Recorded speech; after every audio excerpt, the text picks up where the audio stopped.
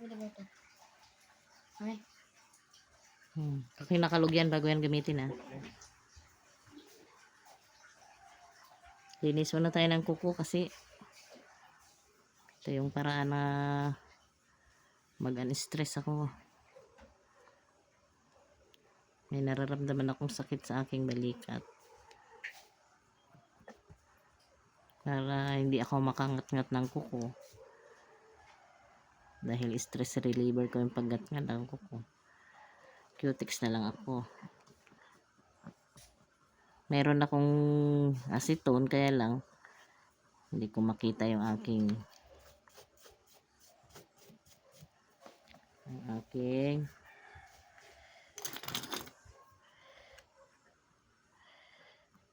cotton.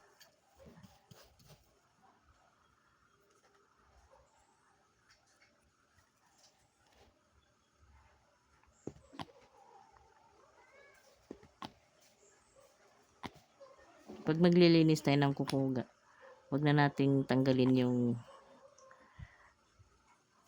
cuticle sa gilid kasi yun ang proteksyon ng ating kuko na maging mas matibay siya.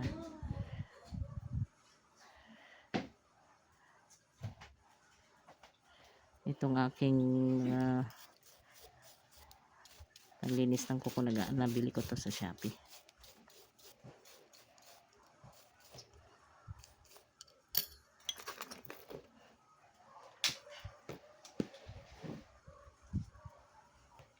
Pakialis mo yung planggana pula dyan to eh. Nagre-reflect ng kulay yan.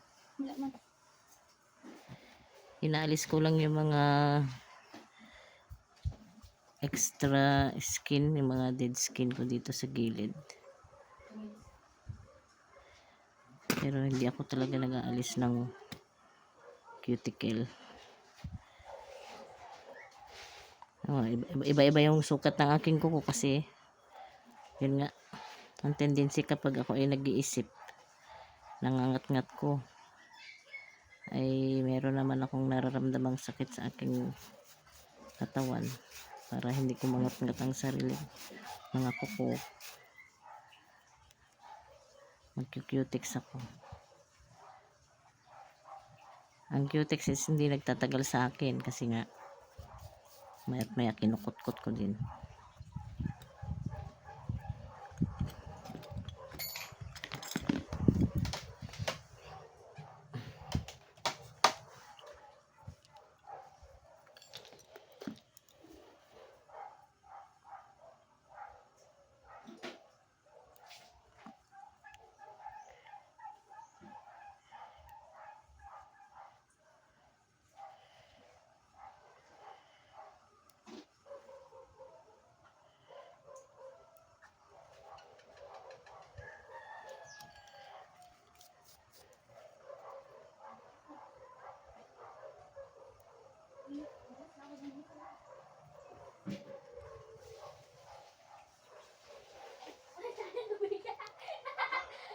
Simpleng buhay lang naman ang gusto ko.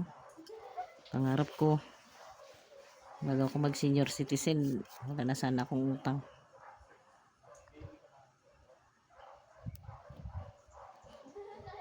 Pangarap ko na makatawid ng buhay sa bagong kaayusan. Kaya bagaman maraming dahilan para magalit ako, ma-stress ako sa mga taong pinagkatiwalaan ko, ito kailangan kong ihilang sarili ko sa ganitong paraan.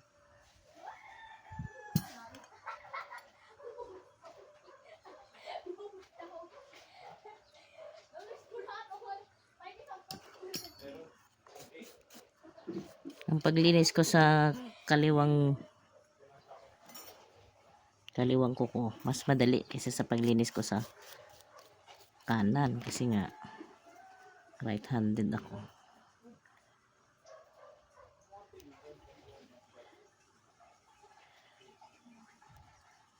Pero mamaya parang naka-schedule ako maglinis ng isda.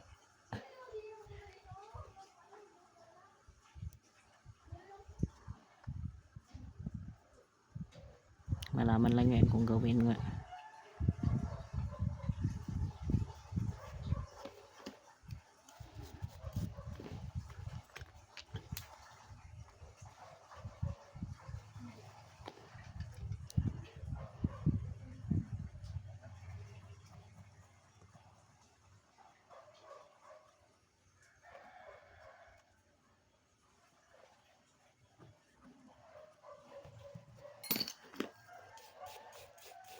Sinubukan ko rin noon maglinis-linis ng kuko sa ibang tao, kaya lang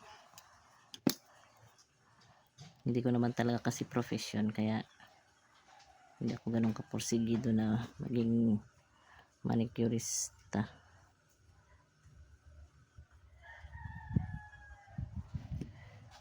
Tanggalin ko lang yung mga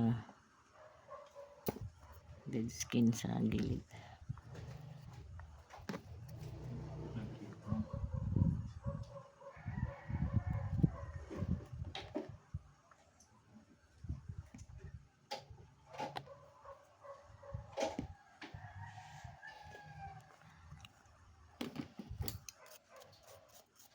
Okay na yun, Toy?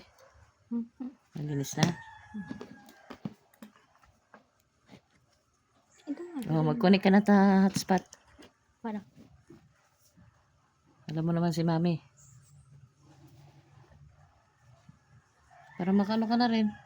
Upload. Hindi ako naman.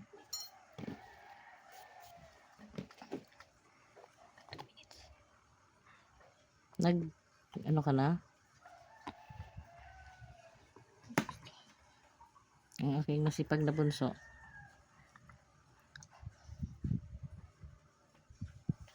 Tumit siya na. Laging ready tumulong. Paminsan-minsan may topak din. Pero mas madalas yung ready siyang tumulong.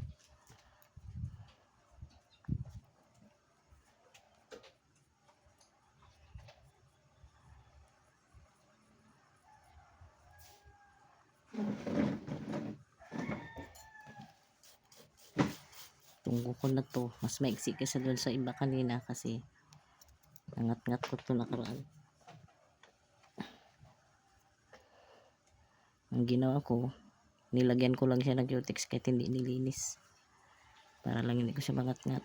Ay ngayon, may nararamdaman akong sakit sa balikat dahil meron akong osteophytes. Sabi ko, linisin ko na lang kuko ko para malibang. At the same time ay magkaroon ng presentableng kuko.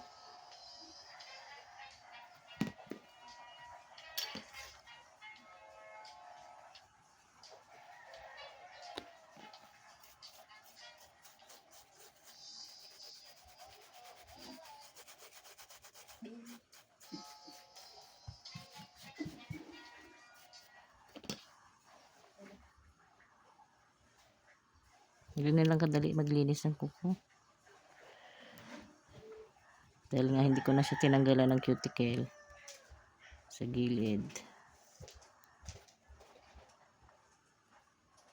Ay isa palang paraan para maging mas matibay yung kuko natin. Yung hindi siya palaging nabababad sa tubig.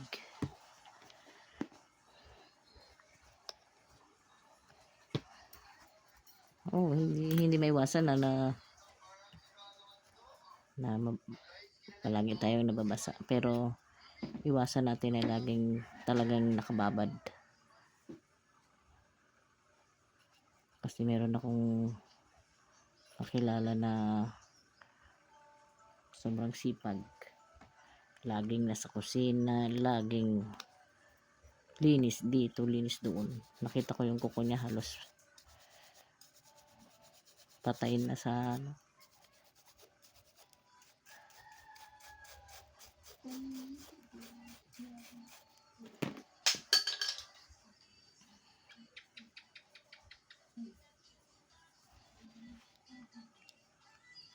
nakaraan. Ito yung nilagay ko, sinundan yan ito. Ngayon ito nalagay ko na din. Ang problema kasi sa akin na baka bilis ko magsawa sa kulay. Kaya kailangan iniisip ko yung gold. Plain color lang. Plain pero may gold na. May gold na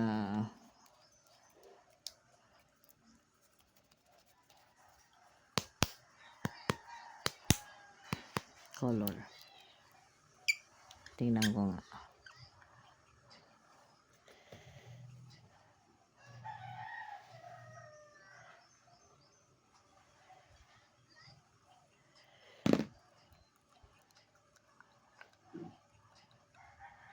Or kaya pwede rin na puro ganito ang anuin ko. Puro plain.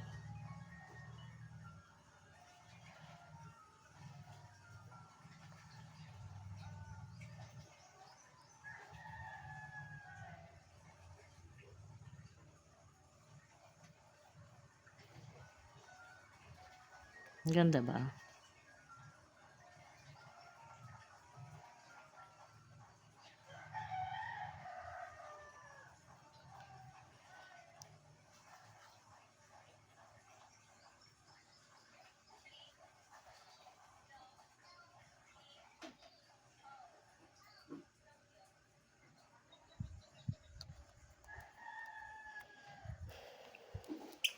Palagay nyo maganda ba?